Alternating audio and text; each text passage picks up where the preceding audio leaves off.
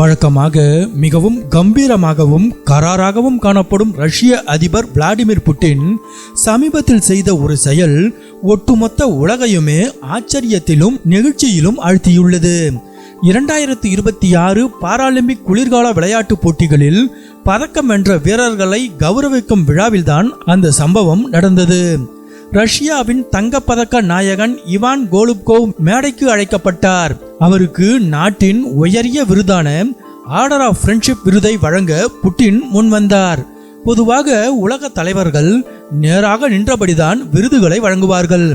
ஆனால் அந்த வீரரின் உடல் சவால்களையும் அவரது அசாத்திய உழைப்பையும் மதிக்கும் வகையில் அதிபர் புட்டின் தன் ஒரு காலை மண்டியிட்டு கீழே குனிந்து அந்த வீரருக்கு விருதை வழங்கினார். இந்த காட்சி சமூக வலைதளங்களில் காட்டு தீயாக பரவி வருகிறது.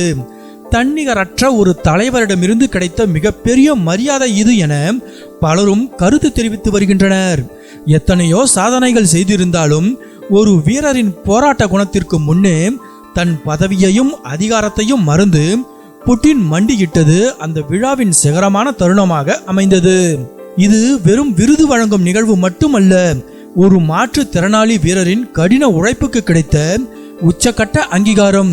கம்பீரமான ஒரு உலகத் தலைவர் ஒரு வீரரின் உயரத்திற்கு ஏற்ப தானும் இறங்கி வந்து கௌரவித்தது பலரது இதயங்களையும் வென்றுள்ளது.